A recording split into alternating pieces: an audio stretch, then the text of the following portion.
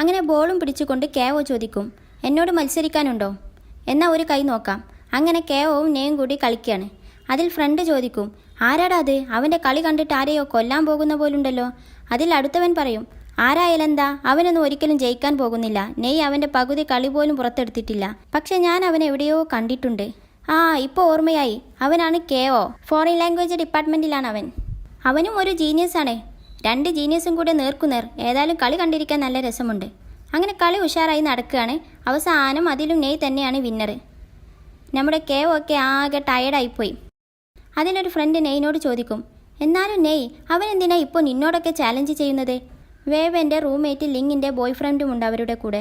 അവൻ പറയും, ലിങ് പറഞ്ഞിരുന്നു അവൻ നമ്മുടെ ഡിപ്പാർട്ട്മെൻറ്റ് ബെല്ലയെ വളക്കാൻ നോക്കുന്നുണ്ടെന്ന്. അത് കേട്ട് നെയ്ക്ക് ദേഷ്യം പിടിച്ചുകൊണ്ട് അവൻ കേവോൻ്റെ അടുത്ത് പോയി ചോദിക്കും, നീ ഒരു കളി കൂടെ കളിക്കാനുണ്ടോ? നേരത്തെ ഞാൻ നിനക്ക് കുറേ വിട്ട് തന്നതാ, ഇനി ശരിക്കും കളിക്കാനുണ്ടോ? അങ്ങനെ അവർ വീണ്ടും കളിക്കുകയാണ്. ഈ പ്രാവശ്യം കേവോക്ക് ഒരു പോയിന്റ് പോലും എടുക്കാൻ കഴിയുന്നില്ല. ഇനി വേവേൻ്റെ റൂമിൽ ലിങ് വലിയ സംഭവത്തിൽ എല്ലാവരോടും കൂടിയായി പറയും, ബിഗ് ന്യൂസ്, നമ്മുടെ നെയ് വീണ്ടും മെൻസ് ഹോസ്റ്റലിലോട്ട് താമസം മാറ്റാനുള്ള പ്ലാനുണ്ട്. ഇനി നമുക്ക് ഇടയ്ക്കൊക്കെ ബാസ്കറ്റ്ബോൾ കോർട്ടിലോട്ട് വിസിറ്റ് ചെയ്യേണ്ടി വരും കേട്ടോ. അതിൽ എറിക്സ് പറയും, അതാണോ ഇത്ര വലിയ സംഭവം? എനിക്കും വേവേക്കും അത് എപ്പോഴോ അറിയാം. എന്തേ, എന്നിട്ട് നിങ്ങളെന്താ അത് ഞങ്ങളോട് പറയാഞ്ഞത്? എറിക്സ് ബാൽക്കണിയിൽ നിന്നപ്പോൾ നെയ് അതിലൂടെ പോകുന്നത് കണ്ട് എനിക്കും കാണിച്ചു തന്നു. അവൻക്ക് ലവ് ലെറ്റർ കൊടുക്കാൻ വന്ന ഒരു പെണ്ണിനെ മൈൻഡ് പോലും ചെയ്യാതെ അവൻ പോയി.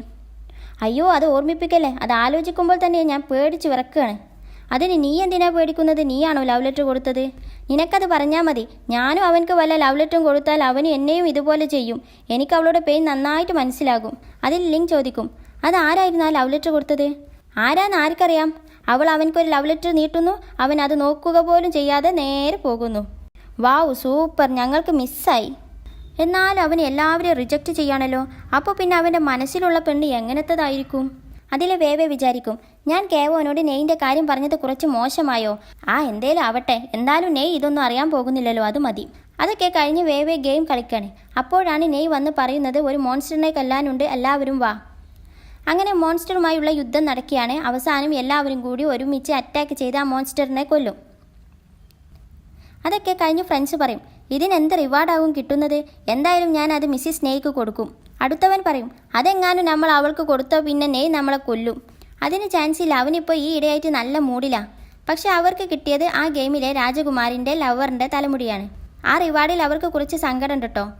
അതിൽ വേവ ഒന്നും മിണ്ടാത്തത് കാണുമ്പോൾ ഫ്രണ്ട്സ് ചോദിക്കും, എന്താ മിസ്സിസ് സ്നേഹ ഒന്നും മിണ്ടാത്തത്? ഈ റിവാർഡ് കണ്ടിട്ട് സങ്കടമായോ? ഏയ്, ഞാൻ ഈ ഗെയിം കളിക്കാൻ തുടങ്ങിയിട്ട് ഒരുപാട് കാലമായില്ലേ.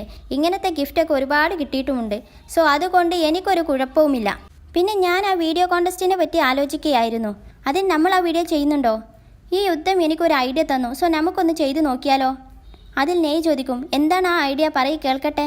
അതൊരുപാട് കേട്ട സ്റ്റോറി തന്നെയാണ് കേട്ടോ, വെറൈറ്റി ഒന്നുമല്ല. സാരമില്ല, എന്തായാലും പറയ് കേൾക്കട്ടെ. അങ്ങനെ അവൾ ആ സ്റ്റോറി പറയുകയാണ്. ഒരു കാട്ടിൽ വെച്ച് ഒരു മ്യൂസിഷ്യൻ ഒരു കൊള്ളക്കാരിയെ കണ്ടുമുട്ടുകയാണ്. അവൾ അവനെ കിഡ്നാപ്പ് ചെയ്ത് കൊള്ള സാമ്രാജ്യത്തിലോട്ട് കൊണ്ടുപോകും.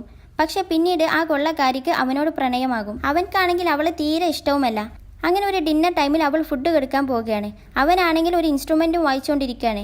എന്നിട്ട് അവൾ അവൻ്റെ അടുത്ത് ചെന്നിട്ട് പറയും, നമുക്ക് ഒരുമിച്ച് ഫുഡ് കഴിക്കാം.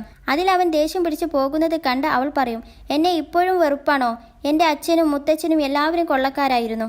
ഞാനും ജനിച്ചത് തന്നെ ഒരു കൊള്ളക്കാരിയായിട്ടാണ്. എനിക്ക് ഇതല്ലാതെ വേറെ ഒന്നും ചെയ്യാനറിയില്ല. ഈ ഗ്രാമത്തിലുള്ള എല്ലാവരും കൊള്ളക്കാരാണ്. എനിക്കറിയാം നീ എന്നെ എത്രത്തോളം വെറുക്കുന്നുണ്ടെന്ന്. പക്ഷെ ഞാൻ ഇതുവരെ ആരെയും കൊന്നിട്ടില്ല. ഞാൻ അത്രത്തോളം ദുഷ്ടയൊന്നുമല്ല. എനിക്ക് നല്ല ആഗ്രഹമുണ്ട് ഈ താഴ്വരയിലുള്ള സ്ത്രീകളെ പോലെ രാവിലെ എഴുന്നേറ്റ് കോഴികളെയും താറാവുകളെയും ഒക്കെ നോക്കി വളർത്തി രാത്രി ആകുന്നവരെ പണിയെടുത്ത് അങ്ങനെയൊക്കെ ജീവിക്കാൻ. പക്ഷെ എന്നെ സംബന്ധിച്ചിടത്തോളം അത് ഒരിക്കലും സാധ്യമാകാത്ത എൻ്റെ ഒരു ഡ്രീമാണ്.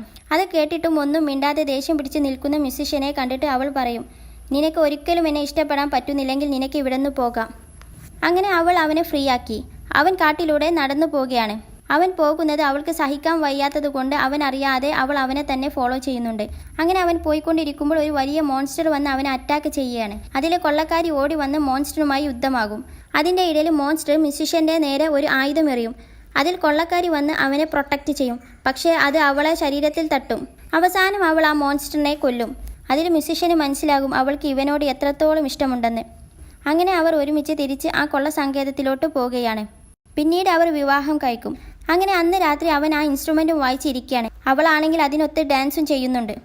പെട്ടെന്ന് കുറേ പട്ടാളക്കാർ വന്ന് അവളെ അറ്റാക്ക് ചെയ്യാണ്. അവൾ എല്ലാവരെയും കീഴ്പ്പെടുത്തും. എന്നിട്ട് സന്തോഷത്തോടെ ആ മ്യൂസിഷ്യനെ നോക്കുകയാണ്. അത് കണ്ട് മ്യൂസിഷ്യൻ അവളെ അടുത്ത് വന്ന് നിന്ന് അവൻ്റെ കയ്യിലുള്ള ഒരു കത്തിയെടുത്ത് അവളെ വയറ്റിൽ കുത്തും.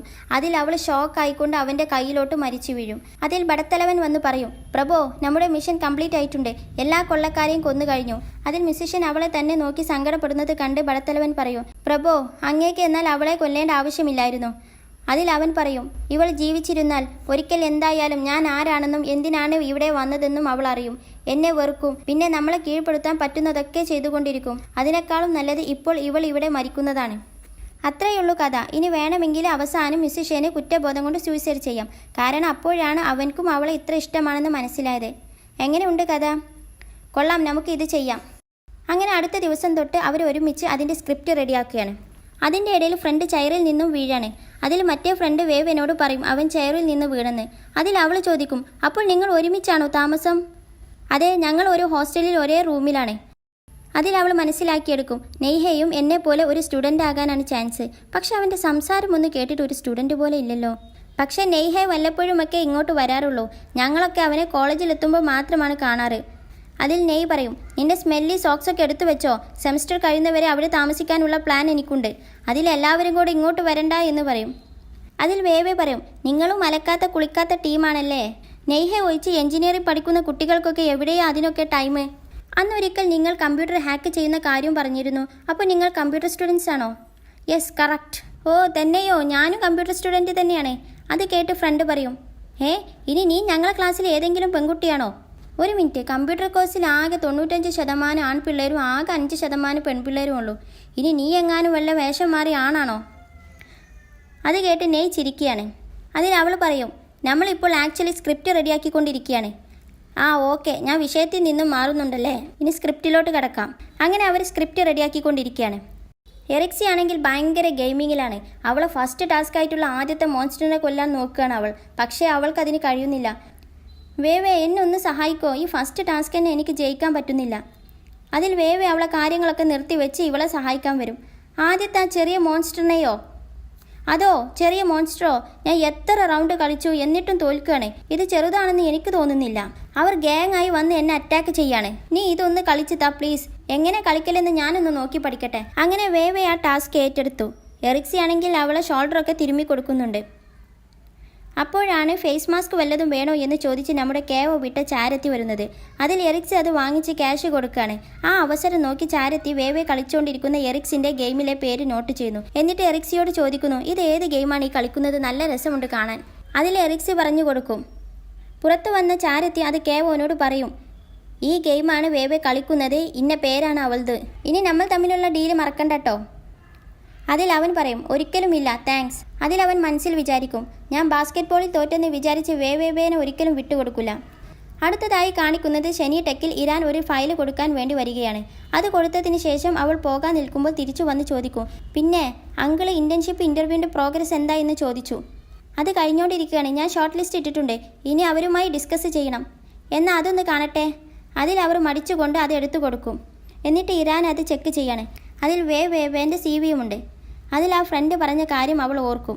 ഇരാൻ, ഇന്ന് കേവോയും വേവേയും കൂടി സ്വകാര്യമായി സംസാരിക്കുന്നത് ഞാൻ കേട്ടു. അതിന് അവർ തമ്മിൽ എന്താ ബന്ധം എന്നല്ല ഇവിടെ വിഷയം. അതിൽ വേവേ പറഞ്ഞു, അവൾക്ക് നെയ്നെ ഇഷ്ടമാണെന്ന്. നീ അവളെ പേടിക്കണം ഇരാൻ.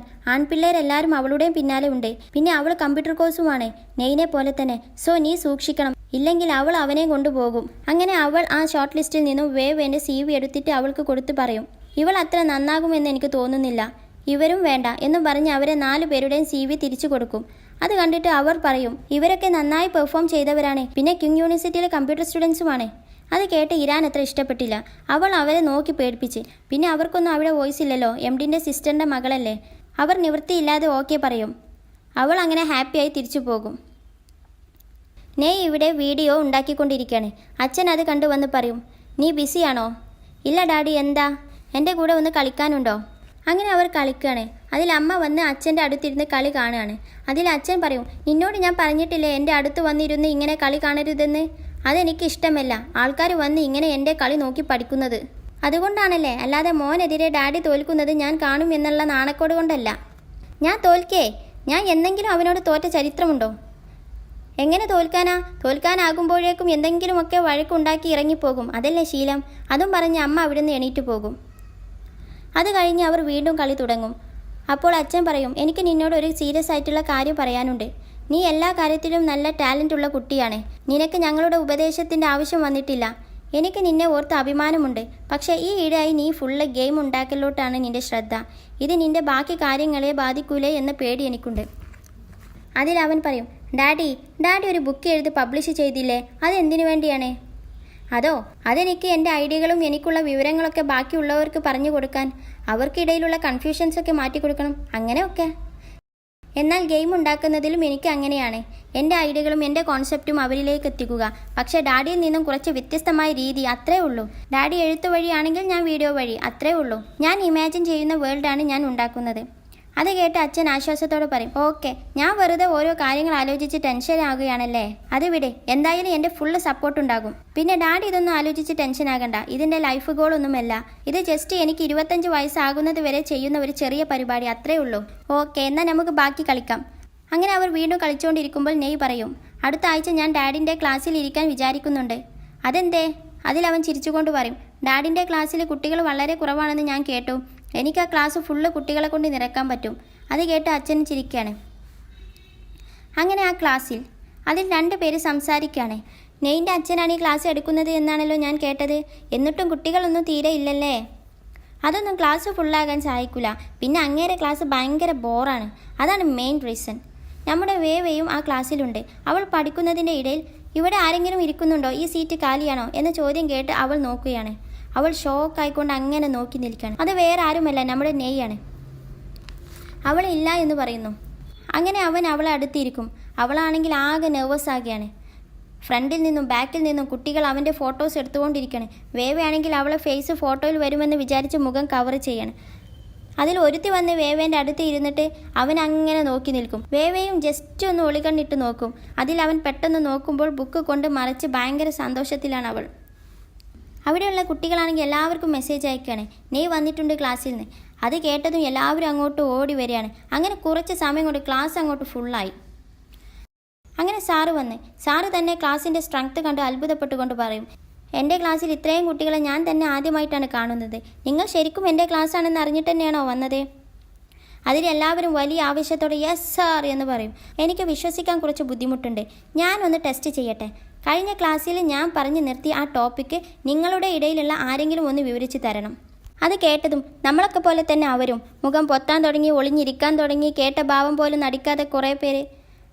അപ്പോൾ സാറ് പറയും, എന്നാൽ നീ പറ, റെഡ് ഡ്രസ്സിട്ട വൈറ്റ് ഷർട്ടിൻ്റെ അടുത്തിരിക്കുന്ന നീ തന്നെ.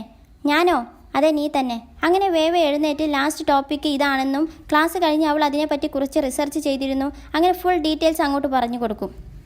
അത് കേട്ട് സാർ ആകെ ഇംപ്രസ്ഡായി. എന്നിട്ട് ബാക്കിയുള്ളവരോട് പറയും, നിങ്ങൾക്ക് ഇന്ന് നല്ല ഭാഗ്യമുള്ള ദിവസമാണെന്ന് തോന്നുന്നു. ഞാൻ സെലക്ട് ചെയ്ത ആ കുട്ടി എന്നും എൻ്റെ ക്ലാസ്സിൽ ഇരിക്കുന്ന പോലുണ്ട് കേട്ടിട്ട്. അതൊക്കെ വിടെ, നമുക്കെന്നാൽ ക്ലാസ് തുടങ്ങാം. പിന്നെ ക്ലാസ് തുടങ്ങുമ്പോൾ നിങ്ങൾ എന്നെ തന്നെ ശ്രദ്ധിക്കണമെന്ന് ഞാൻ നിങ്ങളോട് അപേക്ഷിക്കുന്നു. ഞാനും നിങ്ങളെ പ്രായത്തിൽ നല്ല സുന്ദരൻ തന്നെയായിരുന്നു. അങ്ങനെ ക്ലാസ്സൊക്കെ അവസാനിച്ചപ്പോൾ വീണ്ടും എല്ലാവരും ഫോട്ടോ എടുപ്പൊക്കെ തുടങ്ങി. വേവേക്കാണെങ്കിൽ അതിൻ്റെ ഉള്ളിൽ നിന്നൊന്ന് പുറത്ത് ചാടണം. അവനാണെങ്കിൽ എഴുന്നേൽക്കുന്നുമില്ല. അതിൽ അവൾ എന്ന സൗണ്ട് ഉണ്ടാക്കും. അത് കേട്ട് അവൻ ചോദിക്കും, എന്താ നിനക്ക് പുറത്ത് പോകണോ?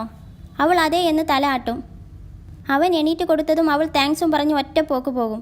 അവൾ പോകുന്നത് നോക്കി അവൻ നിൽക്കുന്നുണ്ട് കേട്ടോ. അവൾ ഓടി അവളെ റൂമിലെത്തി ഡോർ അടച്ച് ഒരു ശ്വാസം അങ്ങോട്ട് വിടും. അതിൽ ഫ്രണ്ട് ചോദിക്കും, എന്താ വേവ, എന്ത് പറ്റി? അതിൽ അവൾ നിസ്സാരമായി പറയും, ഒന്നുമില്ല, പ്രൊഫസർ സിയോൻ്റെ മകൻ ഇന്ന് ക്ലാസ് അറ്റൻഡ് ചെയ്തിരുന്നു. അതിൽ അവർ ഷോക്കായിട്ട്, ആരെ, നമ്മുടെ നെയ്യോ? അതെ, അവൻ എൻ്റെ അടുത്ത സീറ്റിലാണ് ഇരുന്നത്. ഓ വേവേ, നിൻ്റെ ഒരു ഭാഗ്യം. നീ എന്താ ഞങ്ങളോട് ഇത് പറയാഞ്ഞത്? അവന് ഒരിക്കലെങ്കിലും ശരിക്കും ഒന്ന് കാണാൻ പറ്റിയ ചാൻസ് ആയിരുന്നു, അതും പോയി. നീ അവൻ്റെ വല്ല ഫോട്ടോ എടുത്തോ നോക്കട്ടെ എന്നും പറഞ്ഞ് എറിക്സ് ബാഗിൽ ഫോൺ തപ്പാണ്. എൻ്റെ അടുത്ത് ഫോട്ടോ ഒന്നുമില്ല, എൻ്റെ ഫോൺ എവിടെയോ നഷ്ടപ്പെട്ടിട്ടുണ്ട്. എന്നാൽ നിനക്കൊരു പുതിയ ഫോൺ വാങ്ങിച്ചൂടായിരുന്നോ? അതിൽ മറ്റേ ഫ്രണ്ട് പറയും, എന്നാൽ ഞാൻ കോളേജ് ഗ്രൂപ്പിൽ നോക്കട്ടെ, ഫോട്ടോ വന്നിട്ടുണ്ടാകും. അങ്ങനെ അവൾ അത് നോക്കാൻ വേണ്ടി പോകും. സങ്കടപ്പെട്ടിരിക്കുന്ന എറിക്സിയെ കണ്ട് വേവേ പറയും, അതെ, എന്നോട് ആരാ ക്ലാസ് ബോറാണെന്നും വരുന്നില്ല എന്നും പറഞ്ഞ് ഇവിടെ തന്നെ ഇരുന്നത്? ഞാൻ കുറേ വിളിച്ചതല്ലേ. അതിൽ എറിക്സി പറയും, എനിക്കൊന്നും അറിയില്ല എന്നും പറഞ്ഞ് അവൾ കുറുമ്പ് പിടിച്ചു പോകും. വേവേ, എന്നിട്ട് നീ അവനോട് വല്ലതും സംസാരിച്ചോ? അവൻ്റെ ഫോൺ നമ്പർ ചോദിച്ചോ? കോഫി കുടിക്കാൻ വരുമോ എന്ന് ചോദിച്ചോ? എന്തെങ്കിലും ചോദിച്ചോ? അതിൽ അവൾ പറയും, എനിക്ക് അങ്ങനെ ഒരാളോട് ചോദിക്കാനൊന്നും അറിയില്ല. അതിൽ എറിക്സി പറയും, ഇത്രയും നല്ല ചാൻസ് ഉണ്ടായിട്ട് നീ കുളമാക്കിയില്ലേ? ഞാൻ 2 കാര്യങ്ങൾ പറഞ്ഞു. അതെ, ആൻഡ് താങ്ക് യു. അതിൽ എറിക്സ് ദേഷ്യം കൊണ്ട് പൊട്ടിത്തെറിക്കും. നിന്റെ ഈ സൗന്ദര്യം നിനക്ക് വെറും ഒരു വേസ്റ്റാണ്. നീ ദേഷ്യപ്പെടല്ലേ? അടുത്ത പ്രാവശ്യം നോക്കാം. ഞാൻ പ്രാക്ടീസ് ചെയ്യട്ടെ. എനിക്ക് ദാഹിച്ചിട്ട് വയ്യ. ആദ്യം ഞാൻ പോയി കുറച്ച് വെള്ളം കുടിക്കട്ടെ. അങ്ങനെ അവൾ വെള്ളം എടുക്കുകയാണ്. എറിക്സിയും കൂടെ പോയിട്ടുണ്ട്. എന്നിട്ട് അവളെ പിന്നാലെ നടന്ന് പറയും, അടുത്ത പ്രാവശ്യം നിനക്ക് ഇങ്ങനെ വല്ല ചാൻസും കിട്ടുകയാണെങ്കിൽ നീ കൂടുതൽ അവനോട് സംസാരിക്കാൻ നോക്കണം. പിന്നെ ഒരുപാട് ഫോട്ടോസ് എടുക്കണം. ഓക്കെ അല്ലേ? അങ്ങനെ അവരവിടെ സംസാരിക്കുന്നത് അതുവഴി വന്ന കേവോ കാണും. അവൻ വിചാരിക്കും, ഇവളല്ലേ അവൾ അന്ന് ആ പൊട്ടിയ ചെയറിൽ ഇരുന്നത്. അവളും വേവ് നല്ല ക്ലോസ് ആണെന്ന് തോന്നുന്നു. അങ്ങനെ വിചാരിച്ചിരിക്കുമ്പോൾ ഫ്രണ്ട് പറയും, അത് നിന്റെ ഡ്രീം ഗേളല്ലേ ആ നിൽക്കുന്നത്. പോയി അവളെ ആ വെള്ളമെടുത്ത് സഹായിക്കേ. അതിൽ അവൻ പറയും, വേണ്ട, ഇപ്പോഴല്ല, എനിക്ക് വേറെ ഒരു പ്ലാൻ ഉണ്ട്. വാ പോകാം. അടുത്തതായി ലൈബ്രറിയിൽ ഇരിക്കുന്ന വേവയാണ്. അവളെ കാണാതെ അവളെ നോക്കി ലൈബ്രറിയിൽ തന്നെ നെയ്യുമുണ്ട്. ഇതോടുകൂടി എപ്പിസോഡ് 5 ഇവിടെ അവസാനിക്കുന്നു. നിങ്ങൾക്ക് ഈ വീഡിയോ ഇഷ്ടപ്പെട്ടാൽ ലൈക്ക് ചെയ്യുക. എന്തെങ്കിലും അഭിപ്രായങ്ങൾ ഉണ്ടെങ്കിൽ കമൻറ്റ് ചെയ്യുക. ആൻഡ് സബ്സ്ക്രൈബ് ചെയ്യുക. Thank you for watching.